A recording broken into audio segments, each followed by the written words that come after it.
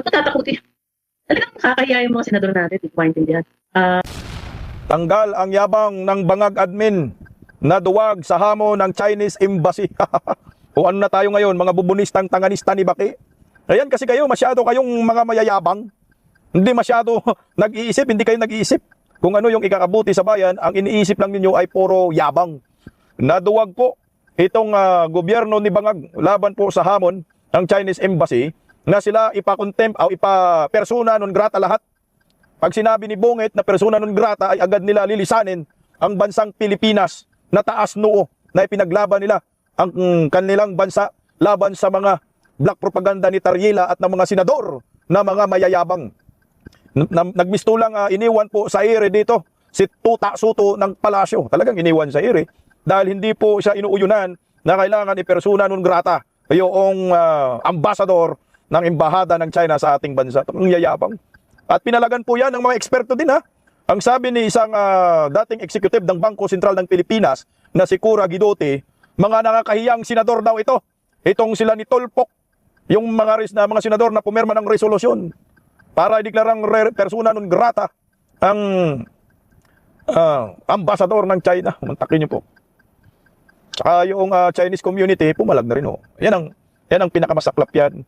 Dahil kayo, napapahiya ho kayo sa mga totoong nangyayari sa ating bansa. Hindi po natin kayang sindakin ng China. Ang kailangan po natin ay kaibiganin. Yan ang maliwanag dyan. Magandang tanghali po muna. Pa-like, pa-share, pa-subscribe at pakipindot po ang inyong notification bell para lagi po kayong updated sa mga video natin dito sa Bisdak Pilipinas. Pa-subscribe rin po ninyo yung pangalawang YouTube channel ko po, ang Bisdak Historiador. Magandang usapin po ito, no? Bakit po ay biglang atrasado ang mga tapang ng bangag admin, mga tapang ng mga ordinaryo ba, no? Mga piki, laban sa China? Pagkatapos po maghamon, kagahapon, ng Chinese Embassy, ideklara nyo kami ng persona non grata. Direkta mismo kay Bongbong Marcos yung hamon, ha? At pag sinabi ni Bongbong, yan ay lilisanin agad namin ang bansang Pilipinas ng mataas noon na ipinaglaban ng kanilang bansa. Tinanong po ng media itong si Castro, si Chucky Clero, na ano po ang stand ng palasyo patungkol po dito. Narito ang sagot ni Chucky Clero. Isang napakalaking no. Ito. Yusek, may moves from certain legislators na ideklarang persona non grata ang Chinese ambassador over remarks he's been making. No. So, tingnan mo. No ang sagot ng Pangulo. No. Sila kailangan patapusin patungkol sa ganyang issues. Sabi ng Pangulo, no. So he is strongly opposed to those moves. Basta sagot ng Pangulo patungkol sa panawagan na ideklara ang persona non grata ang isang ambassador, no. Salamat. Ano na, Tuta Soto? Sabi ng laruan ni Bungit na si Chucky Clero, isang napakalaking no. Akala ko ba ang tatapang ninyo? Akala ko ba mas maayos ekonomiya natin kumpara sa China? O naduwag kayo dito. Nabahag ang buntoto ninyo. Huwag na masyadong magmayabang. Talagang hindi natin kaya tagisan. Head to head, hindi kaya. Kailangan marunong ka makipagkaibigan. Hindi naman talaga natin kalaban yung China. Dito ay napahiya si Soto dito. Kasi consistent yung mga pahayag ni Tuta Soto. Hindi lang si Tuta Soto napahiya dito, kundi itong si anak ng kamuting ito, si Bindalo. Akala mo may mga alam sa mga foreign affairs. Walang mga alam ito. Nananalo lang ito dahil sa kay George Garcia. Kaya sabi ng isang eksperto, dating executive ng Bangko Sentral ng Pilipinas, nakakahiya itong mga senador na ito. Yan naman talagang totoo. Nakakahiya po sa ating mga Pilipino na yung isang bansa, ang inisip nila ay makipagkaibigan lamang sa atin, ay pinapalabas natin masama, na hindi naman talaga masama. Ang masaklap pa dyan, yung inaaway natin, ayan pa yung pinaka number 1 top trading ng ating bansa, itong China. Na halos lahat ng pangangailangan natin nanggagaling sa China. At tayo rin nag-export ng mga produkto sa China, kagaya ng saging, pinya, durian, at kung ano-ano pa. Yan yung hindi nila naisip. Kaya nakakahiya itong mga senador, Tuta Soto at si Erwin Tulfo. Bago natin ipalabas yung statement ng naturang eksperto, pakinggan muna muli natin itong si Tuta Soto na mangyak-ngyak dahil binatikos niya, no? Yung 6 na senador, 6 ba yun? O 6 na senador na hindi pumapabor. 6 ba o siyam? Basta ay siyam pala, siyam, no? Siyam na senador na hindi pumayag sa kanilang kagustuhan na kundinahin ang ambasador ng China at ideklarang persona non grata. Binatikos si Tuta Soto dahil pinapaboran daw ng mga naturang senador ang China. Ito ang pinakabubong senador, itong si Tuta Soto. Hindi niya inisip ang kapakanan ng sambayan ng Pilipino. Ang inisip niya ang kabugukan ng animal na ito. Pakinggan natin ang bugok na ito. Well, I was hoping that it's not true. Pero pagka you read between the lines, so medyo talagang napapaboran. Napapaboran ng China yung mga ilan sa amin. Sa mga statements, ano. So hindi ko masisisi ang ating mga kababayan kung mag-isip sila ng gano'n. Papalitan po sila Olol, no? Anong pinapapaboran ng ibang senador ang China? Hindi po China ang pinapaboran dito, Tuta Soto. Ang pinapaboran po dito ay yung mga Pilipino. Iniligtas po tayo sa mga prinsipyong mga bulok, kagaya ninyo ni Erwin Tulfo, na magiging mitya ng gulo at gera, digmaan sa pagitan ng Pilipinas at China. Hindi mo ba inisip? Number 1 trading, top 1 trading, ang partner trading ng Pilipinas ang China? Mag-isip-isip ka. Hindi kaya ng Amerika ang ginagawang tulong ng China sa atin. Yan ang tandaan mo. Kaya yung sinasabi mo, tatampo ka dahil pinapaboran ng ibang senador, tama lang. Hindi pabor yun para sa China, pabor yun sa ating mga Pilipino. Iniligtas po tayo sa kapahamakan dahil sa mga baluktot ninyong prinsipyo at paniniwala, mga statement ninyong bulok, hindi kayo nagiging sensitive. Nagiging insensitive kayo, bahala na kung anong mangyayari. Basta kayo, magyabang lang kayo, basta kayo, mag-ano lang, papalabas lang ninyo yung kalukuhan ninyo, kagaguhan, para purihin kayo ng mga dilawan, pinklawan, dyan kayo nagkakamali. Yeah. Tuloy natin. Sen Aimee doon sa Committee on Foreign Relations. May we know if this has something to do with not signing yung resolution condemning po yung acts ng Chinese Embassy? No, I don't think so. When the majority met, the thinking is that a major committee like foreign relations should be chaired by a member of the majority. Eh nung una, hindi naman namin ginalaw yun. Originally natin, Senator Ivy Marcos yun. Hinayaan namin, thinking that later on, pwede naman pwede naman kami magkasama-sama. But apparently, things didn't work out that way. At mayroong mga importanteng mga treaties at saka agreements na nakapending doon na malaki ang concern ng mga members of majority. So we discussed it and we decided that we should give it to a member of the majority. Originally, tama-tama, nung una kami nag-uusap-usap pa lang nung September, even August before September, nag-uusap-usap kami. Si Senator Erwin Tulfo was already very interested in that. Hindi lang namin ginalaw muna kay Senator Marcos, thinking that she might opt to jive with the majority as far as issue of foreign relations is concerned. Putangin na, no? Si Erwin Tulfo na yung chairman ng committee ng Foreign Affairs dyan sa Senado.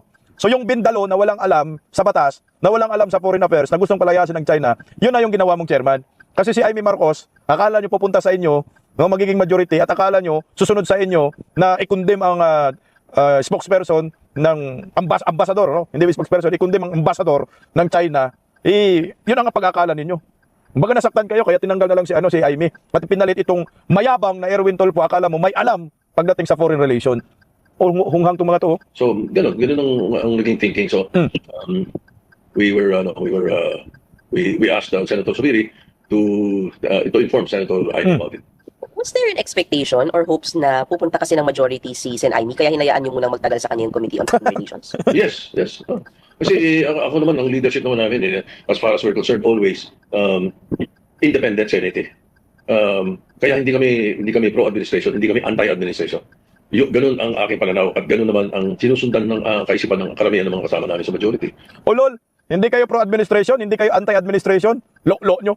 Ituta nga kayo ni Tambaloslos Tuta nga kayo ni Bangag. Hindi nyo nga patawag-tawag sa Senate Blue Ribbon Committee. Yung mga hinayupak ng mga tanginanayan, mga executive na pinangalanan ni Saldico, ng mga bagman. Patawag nyo para maniwala kami na hindi kayo pro-admin, lo nyo. Pro-admin kayo, tuta kayo ni Bongbong Marcos. Yan nga lang yung statement ni Tariela. Di ba? Kinampihan nyo si Tariela.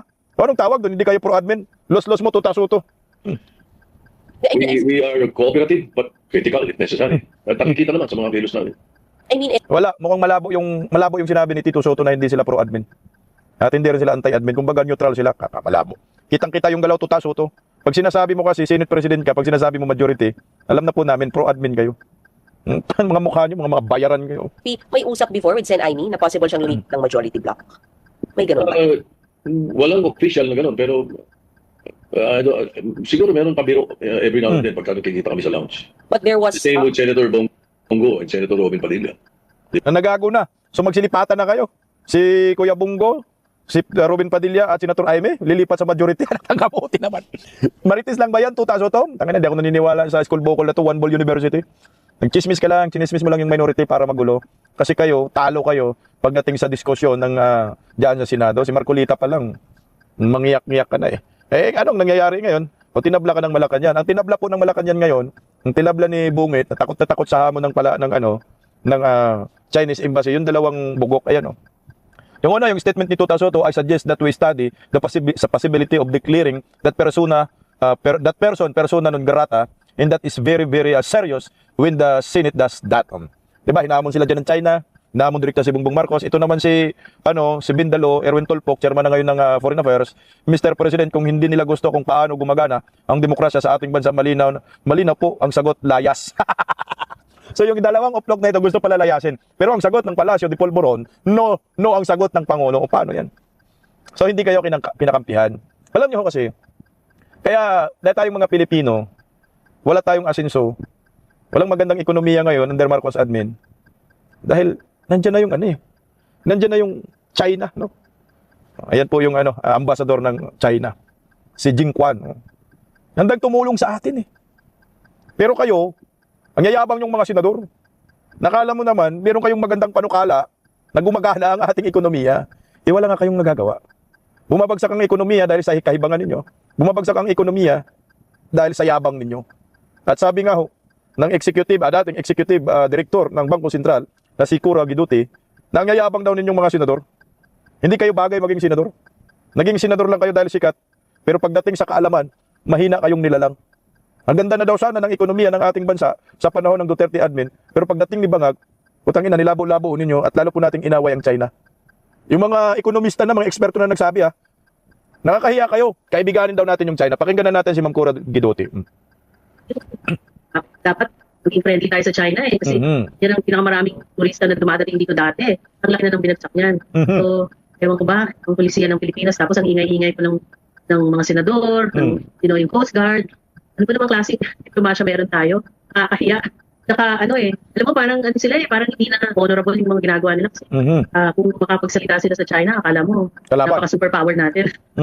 Natatawa na lang ako sa mga nakikita kong mga sinasabi ng mga senador, talagang, kakahiya talaga. Opo, ma'am. So, paano tayo makaka-attract ng turista kung ganyan ang, alam mo, binuksan ni Presidente yung visa para sa mga Chinese, no? Pero kung gano'n naman ang naririnig nila sa mga official natin, ba't sila pupunta dito? Sa ibang bansa sila pupunta.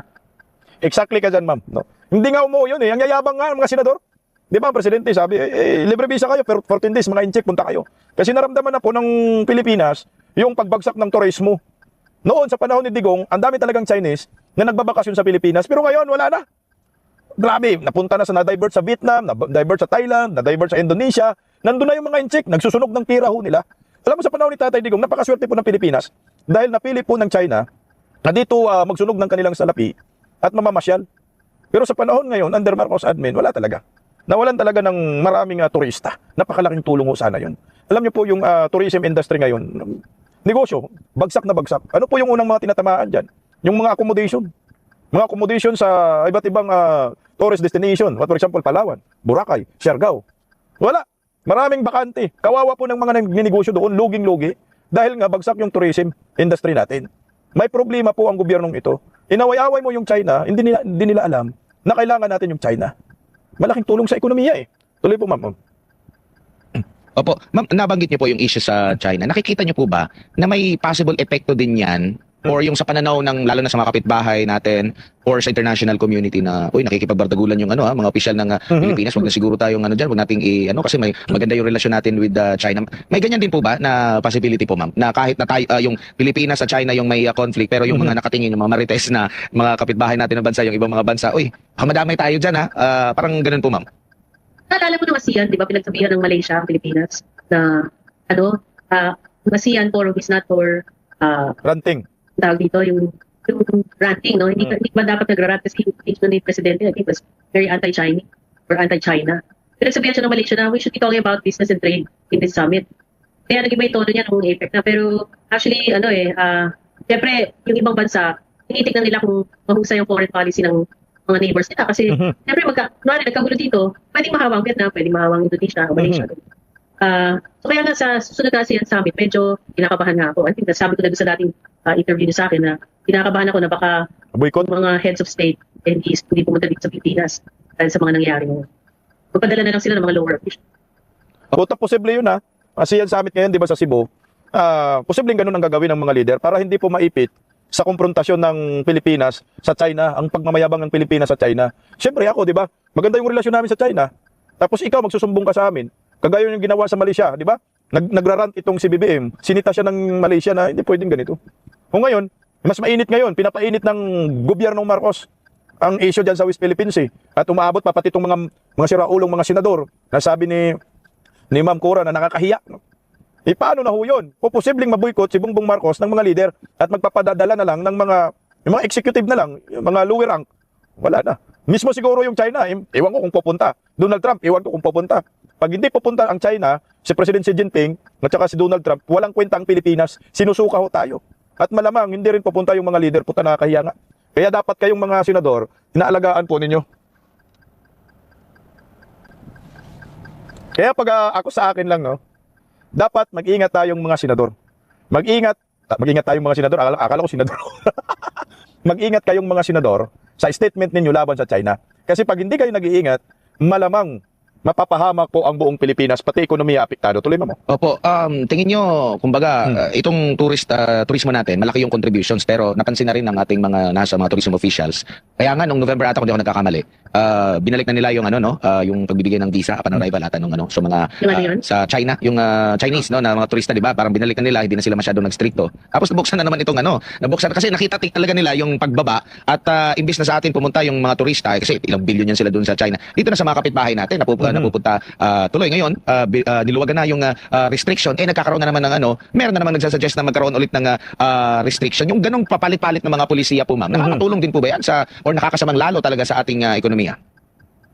Nakakasama sa turismo, nakakasama sa business. Kasi, alam mo, pag may galit na naririnig sila, galing sa mga, Opisyal ng gobyerno. sa mga senador. Senador. Tapos gagamit ng words na FU. Puwa, diba? Shut the fuck up. Siyempre, galit yung naririnig nila. So, pag ang isang opisyal galit, may security implications yan. Exactly. Parang tinatakot mo yung mga tao doon sa bansang yun. Ba't sila pupunta dito? Takot sila. Ba't tatakot yun? Talagang nakakahiya yung mga senador natin. Correct. Hindi ko alam kung nag-aaral sila ng diplomasya at o sinuwerte lang talaga sila at naging senador sila dahil popular sila, ganyan. Pero yung lumalabas sa bibig nila, hindi maganda when it comes to foreign relations. Parang ang dating din, ma'am, kung hindi ka sumasang-ayon sa kanila, traidor ka sa bayan.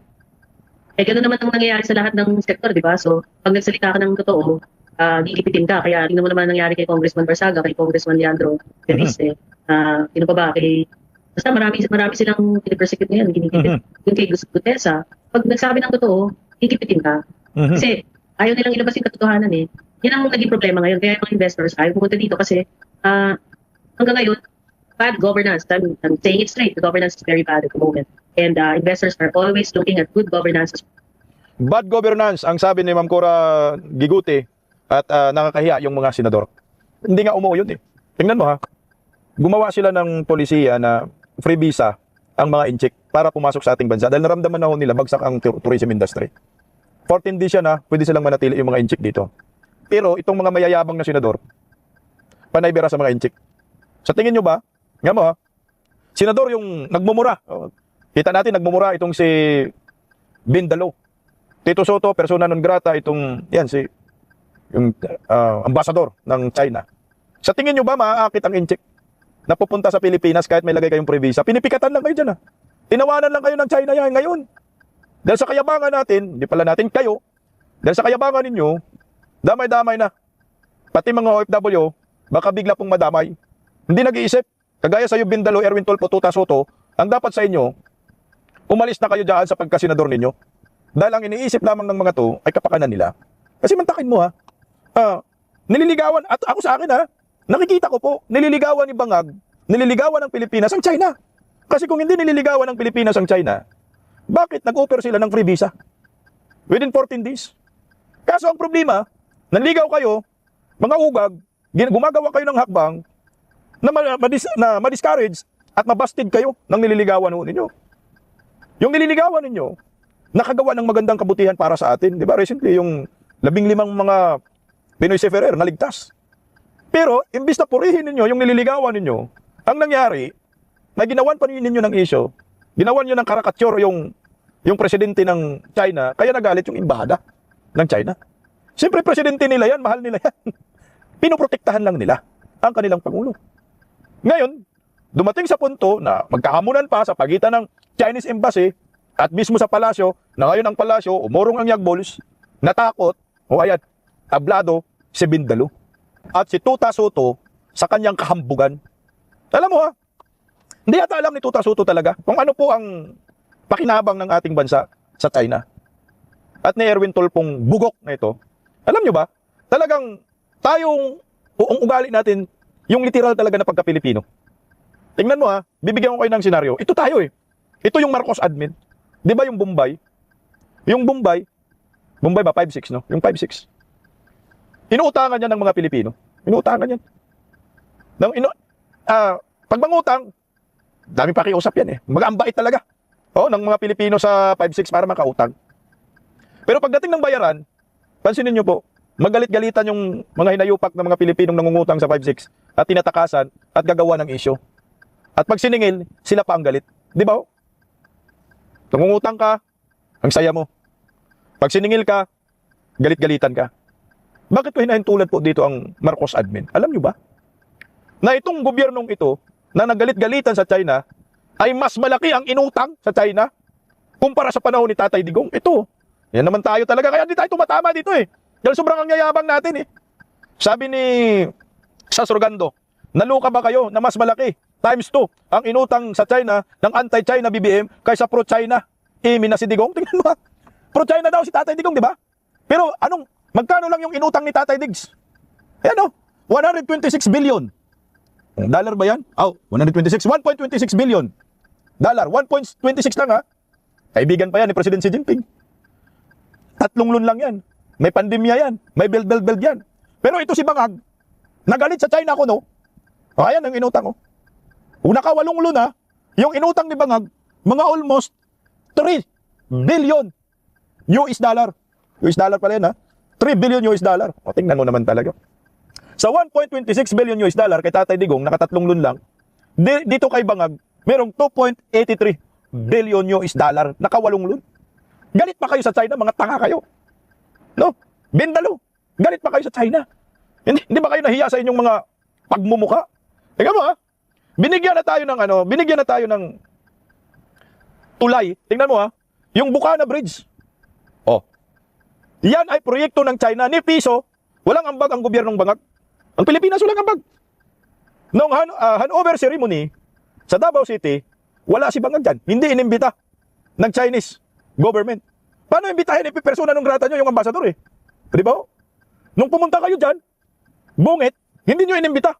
Yung representante ng China na feeling mo naman, kayo yung gumastos. Yung feeling nyo naman, proyekto ninyo yan. Putangin na ito, nakakahiya. Handover ceremony ho ito. Proyekto ng China sa Pilipinas. Ni piso wala po tayong ambag. Hindi po utang yan. Regalo talaga yan ng China sa mga Pilipino sa Davao. Ito ba yung sinasabi ninyong kalaban? Ito ba yung sinasabi ninyong bully? Ang tindi ng bully. Binigyan pa tayo ng tulay. Libre. Sus ko yun. Mag-isip-isip kayo. Dahil hindi maganda po, nakalabanin natin ang China dahil ang China ay maganda po sa ekonomiya. Kaya nabag ang buntot ni Bangag ngayon. Ang yabang-yabang nyo, walang pinagyayabangan. Para bang ang nangyayari kasi, bumanat ka sa China, tinarantado mo yung presidente. Gumante yung China, mangyak-ngyak ka. Sasabihin persona non grata, yung ambasador. Sabi ng ambasador, hinamon si Bangag, sige, persona non grata nyo kami. Wala namang problema, pag sinabi ni Bangag, alis agad kami. Hinahalin tulad po yan. Parang ang iyakin natin ayon kay Senador Marcolita. Pakinggan natin Senador Marcolita kaunti. Ano yung measured transparency? Kailangan may kalakip na pag-iingat na ang bawat sasabihin mo ay huwag magkaroon ng misinterpretation. Correct. O kaya baka pagmulan ng panik. May ganun pa lang alituntunin. Sila kasi merong yung strategic ito eh. Na paraan para ipakita sa China na ayaw nating ang ginagawa nila, pero may pamamaraan naman sa maayos na Kaparaanan. Yes po. So, asan ang observance nito? Di ba? So, paano mo sisisihin ngayon na basta-basta? Sila lang naman yung tagapagsalita ng Chinese Embassy. Sabi niya, yung ginawa ka ni Commodore Cariel na statement, kasama yung mga caricatures. Ito sinabi niya, is a serious violation of China's political identity and a blatant political provocation which has crossed the line. Ayun. Yun ang sinabi niya. Ngayon, hindi minabuti ng mga kasama kong mga senador. Wala kayong karapatang magsalita kung anong gusto namin sabihin dito. That is meddling into the internal affairs of the country. No, teka muna. Parang si Nelson. Kunwari, kunyari mga maliliit pa kayong mga bata. No? Ay, opo. Binibiro ka niya kung ano yung sinasabi niya sa'yo. Nagsalita ka rin laban sa kanya. Pareho lang na ganun. Oo. Magkatuksuhan. Nagkatuksuhan. Huwag ka masyadong ikaw na una di ba? Correct. Ibig mo ba sabihin, nung tinukso ka ni Nelson, nagsalita ka, sasabihin, ba't mo ginagawa? Ikaw na una. Parang ganun lang yan. Kaya nga, ikaw yung nangunguna, ikaw yung nagumpisa. Ikaw yung nagyayabang. Alam mo, kasalanan talaga ito ni Tariela sa akin lang. Kinampihan lang ng mga bugok ng mga senador ni Tuta Soto at Erwin Tolpo. Mali yun eh. Huwag mong itolerate yung ginagawa ni Tariela. Mantakin mo. Para nag-uniforme ka pa sa isang universidad, pinakita mong Coast Guard ka, tapos binira mo yung in-check. Okay sana kung hindi mo na-represent yung gobyerno, yung Pilipinas. Nire-represent nyo. Kaya meron pong pumalag na Chinese community patungkol po dyan. Pakinggan natin konti. To start the year off, parang may bago tayong teleserye, no? Na inaantay natin araw-araw, may bagong sabog, no?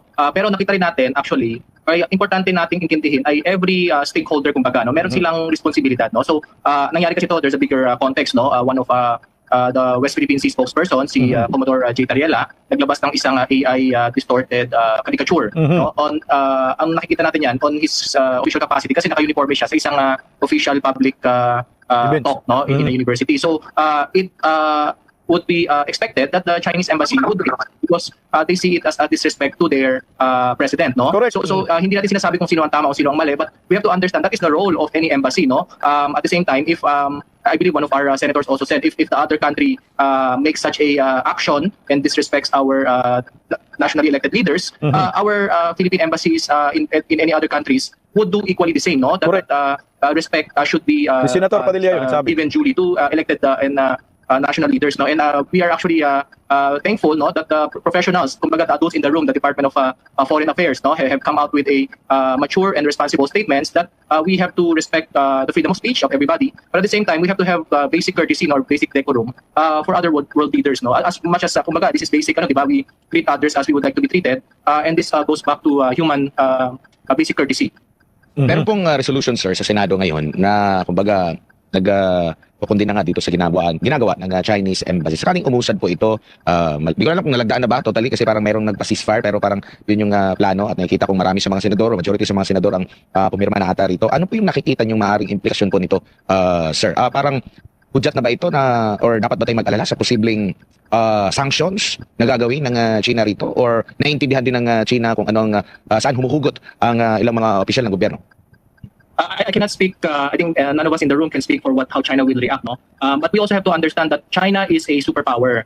Its economy is the largest, not only in the region or in Asia, but its comparative economic parity is already on par with the US.